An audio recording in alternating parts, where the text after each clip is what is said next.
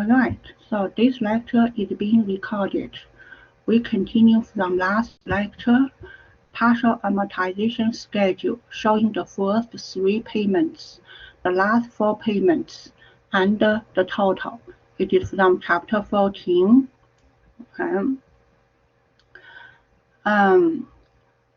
So we finished session 2 of chapter 14, and this one determining the size of final payment is chapter 14, session 3. So now we are doing session 3 of chapter 14, determine the size of final payment. Again, I will present concepts. Then I will give you example to illustrate how do you carry out those concepts. There are 3 methods to calculate the size of final payment. Okay. Why we need to calculate the size of final payment? Because usually the size of final payment is not the same as other payments. We talked about these rounding errors. Okay. So 3 methods. Method 1, to calculate the present value of the final fractional payment. Okay, I got a question. So you are talking about, yes, we are talking about, see here, I wrote down section 3 of chapter 14, determine the size of final payment. Section 3 of chapter 14. There are 3 methods to calculate the size of final payment. 1, calculate present value of the final fractional payment. And if the payment is made at the end of payment period, add interest for 1 payment period to the PV. Method 2, use retrospective method to calculate the outstanding balance after the last equal payment. Okay, outstanding balance. Add interest if payment is at the end. Method 3, assuming all payments are equal, compute the overpayment and subtract it from the size of equal payments. So 3 methods. Example for method 1. So remember what is method 1? Calculate present value of the final fractional payments. If the payment is made at the end, add interest for this 1 payment period. So example for method 1, Bronco Repairs borrowed $15,000 from National Credit Union at 10%, compounded quarterly, and agreed to pay $2,500 at the end of every 3 months. What is the size of final payment? That is the question. What is the size of the final payment? Okay. So he borrowed money, 15,000. This is present value, and PMT 2,500. PY is 4 because payment every 3 months. CY is 4 because interest compounded quarterly. Okay. IY is 10%. Okay, compounded quarterly. So periodic interest, this I, small I, is small I, 10%. 10% compounded quarterly divided by 4, 2.5%.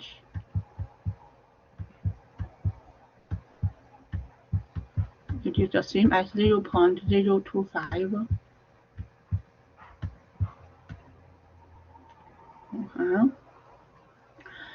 And now we can solve for n based on this formula, PV formula. So PV equal to PMT. I will use calculator later. Now I'm explaining formula, okay? 1 minus 1 plus I raised to power negative n over I, okay? Plug in the numbers, you figure out the n. Once you figure out the n, the fraction value of the n is this one, the fraction part. Okay. And now you use this concept here. What is method 1? Method 1 said calculate the present value of the final fractional payments. And then, if it is made at the end, add interest for one payment. So calculate present value. Okay. So the formula for this one, PV equal to PMT. Okay. 1 minus 1 plus I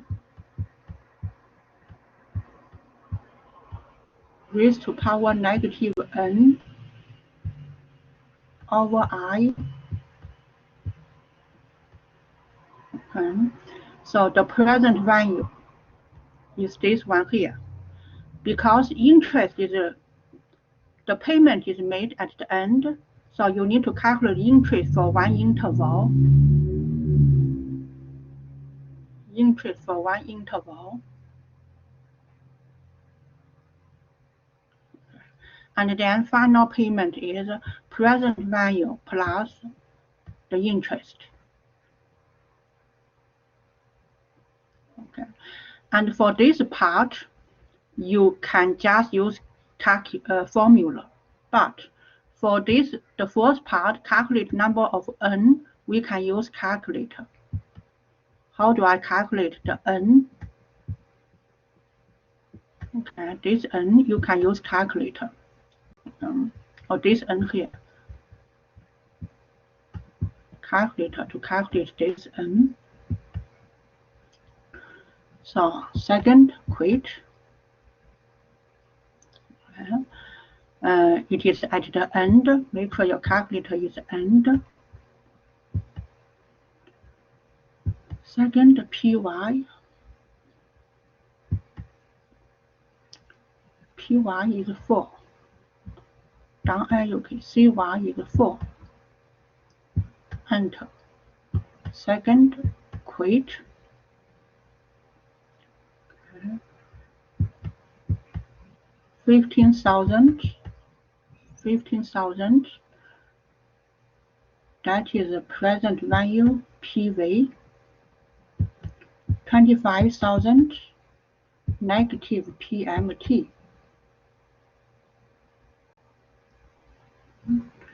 And the 10 is I. 10 is I. 0 FV. Compute n. See, you can calculate 6.5817. Use calculator. Okay. Once you calculate this n, the next step, you can calculate PV. Okay, and this PV you can also use calculator. Okay. So how do you calculate this PV? Use calculator. So this n, if I subtract 6 equal to this number, I'm going to store this number here. Okay. And now I'm going to calculate PV. Okay. So how do I calculate PV? 25,000 that is negative PMT. 0 is FV. Okay. Interest rate 10 is IY, and N is not N is this no. N is not that number. We call 1. This one is N. Okay. And then compute PV. Compute PV. See, you get the same number here when you use formula.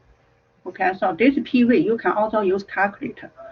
But the last part, you have to do it, not calculator. You have to do this by hand. This part, you have to do it by hand.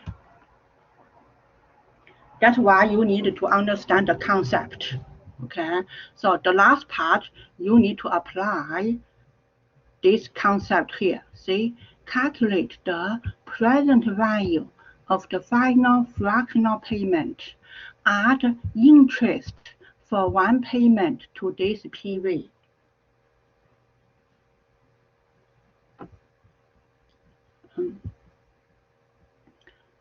So this is the size of final payment. This is the general introduction about residential mortgage in Canada. It is section 4 of chapter 14. Section, okay. You can read over this. It is a easy read. I will not do it. I will maybe try to open mortgage, closed mortgage, residential mortgage, GST, CHMC, mortgage stress test, mortgage payments, mortgage statement. Okay, so those are just easy read. I hope you can read by yourself. There is not much calculation. It is just introduction of a mortgage. So what is the question here? This you are talking about. We do not have that PowerPoint. This lecture is being recorded, so you can go over. And it is actually based on, you have textbook. It is all from the textbook. It is all from the textbook, okay? You need, for example, I will show you. The MyLab has the textbook, okay?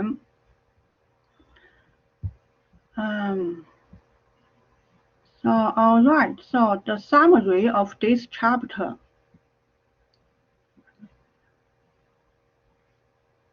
This is the summary, okay, of this chapter. Amortization. What is amortization method? It is just a structure, a plan to pay off the loan. The original value of the loan is equal to the present value of the payments.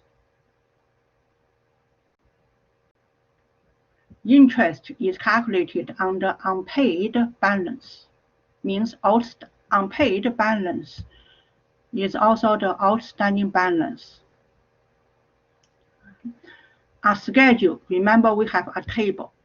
That is the schedule. We have number of payment, interest portion, principal portion, outstanding balance, etc. This schedule is a table showing the interest portion and the principal portion of the payment. And what is the residential mortgage? What are the regulations? And also we did the outstanding balance. Outstanding balance, interest portion and the principal portion of the payments, as well as the exact final payments. These methods are based on retrospective, means going back, and prospective, means looking forward. Okay. So this is the content for chapter 14. Chapter 14, amortization of loans and residential mortgage.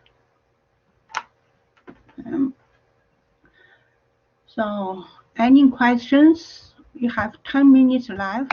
I'm going to stop recording.